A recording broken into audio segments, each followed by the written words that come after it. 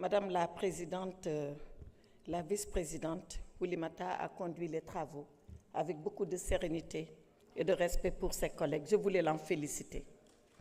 Cela dit, Monsieur le Président, nous sommes là pour examiner des textes de loi extrêmement importants. Mais avant cela, je voudrais féliciter Monsieur le ministre des Finances pour sa reconduction dans le nouveau gouvernement du Sénégal, mais également encourager Madame la ministre porte-parole en charge des relations avec les assemblées et lui dire qu'il y a quelques années en arrière, j'ai occupé le même poste dans le gouvernement, qu'il est un poste très délicat, voire même très difficile.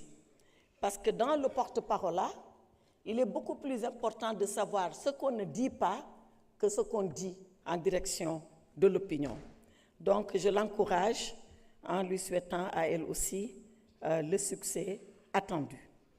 Cela dit, Monsieur le ministre des Finances, le Code des investissements, 20 ans après, que nous devons revoir, c'est une bonne initiative, puisqu'après 20 ans, beaucoup d'eau a coulé sous le pont. Et je voudrais saluer cela. Par contre, poser une réserve et m'enquérir d'une situation. La réserve, c'est par rapport à l'article 47 de la nouvelle loi. Cet article 47 qui met en place un comité technique de suivi que vous allez opérationnaliser au moyen d'un arrêté. Un collègue l'a dit, je pense que c'est le collègue Adama Diallo. Il faudrait que ce comité ait tous les moyens, à la fois administratifs, mais surtout techniques, de contrôler que ceux-là qui ont bénéficié du code d'investissement ont bien en retour respecté les charges qui leur incombent en tant qu'investisseurs.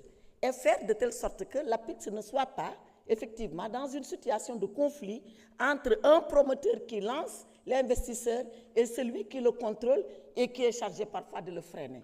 Et je pense que dans la mise en place de cet arrêté et dans sa composition, vous veillerez à cela, ça me paraît extrêmement important. La demande, Monsieur le Président, Monsieur le Ministre, c'est sur les zones économiques spéciales. Les zones économiques spéciales qui sont configurées et qui sont prises en charge par la loi. Il en existe déjà ici, chez nous. Je pense qu'il y en a une à Sendou, il y en a une à Sandiara. Je voudrais savoir où est-ce qu'elles en sont, ces zones économiques spéciales. C'est des projets absolument ambitieux que l'État du Sénégal a mis en place, à l'image de ce qu'on a vu faire à Dubaï, et vous connaissez cette free zone de Dubaï, c'est le Jebel Ali Free Zone, Jafsa, qui est vraiment l'exemple type de ce que nous pourrions faire et réussir au Sénégal en termes d'investissement et d'attractivité d'investissement. Cela dit, j'en viens maintenant aux taxes et aux impôts. Monsieur le ministre, la rutelle, le tabac, les véhicules, les jeux, les transferts d'argent, l'alcool, assurément beaucoup de taxes. Taxes tous azimuts, comme on dit, taxes FEP, taxes Founet, taxes NIEP. Voilà la réalité de la loi. Taxes FEP, taxes Founet, taxes NIEP. Donc je pense que nous devons nous arrêter sur cela. Nous devons nous arrêter pour ne pas pressuriser les consommateurs et brûler la chandelle par les deux bouts, c'est-à-dire mettre une taxe à la fois sur l'opérateur et sur le consommateur. À deux reprises, ça revient dans le texte, nous devons faire attention. Le tabac, 100% de taxes. 100%.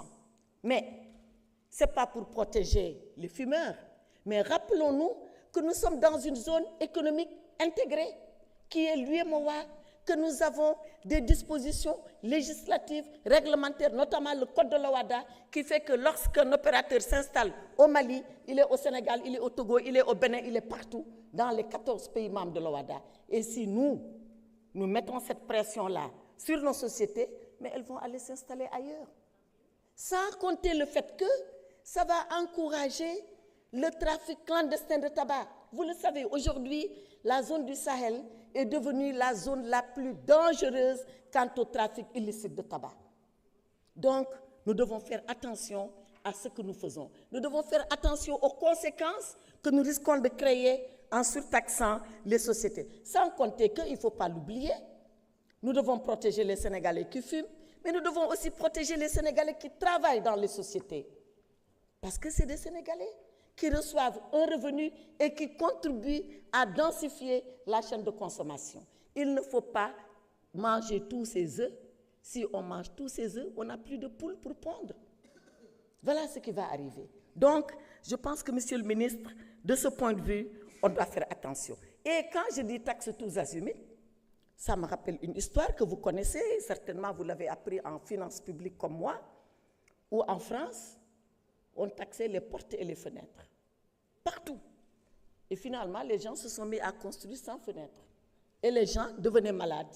Et Victor Hugo dit dans Les Misérables, l'air que le bon Dieu nous a donné pour respirer, ils sont en train de nous le vendre, et de nous le vendre cher. Donc, cette taxation tous azimuts doit nous amener à réfléchir. Maintenant, dernière, ultime question, Monsieur le ministre. Le presse, la LFR, la LFI, quel est aujourd'hui l'instrument financier qui nous dirige? Avec quel instrument? On a voté la LFR pour vous au mois de décembre, la LFI au mois de décembre. On a voté la LFR 6 mois plus tard, au mois de juin. Aujourd'hui, nous avons le presse présenté au Grand Théâtre et j'en profite pour vous demander de dire à Monsieur le Premier ministre de venir ici nous présenter le presse, nous, en tant que mandataire du peuple sénégalais. Nous attendons cela de lui parce que nous avons beaucoup de choses à dire dans ce presse-là. De mon point de vue, un plan, on le présente quand on a 3 choses clés en main. Quand on a le problème diagnostiqué, quand on a la solution identifiée et quand on a les moyens de le rendre opérationnel. Mais quand on voit qu'il faut aller maintenant emprunter un peu partout, je me dis que du point de vue des moyens, on n'y est pas encore. Donc, nous devons avoir un débat sérieux sur ce presse-là, dire ce que nous en pensons, et je pense qu'inévitablement, il doit arriver ici, sur la table de l'Assemblée nationale, pour que nous puissions avoir ce débat national. Je vous remercie, Monsieur le Président. Merci beaucoup, honorable.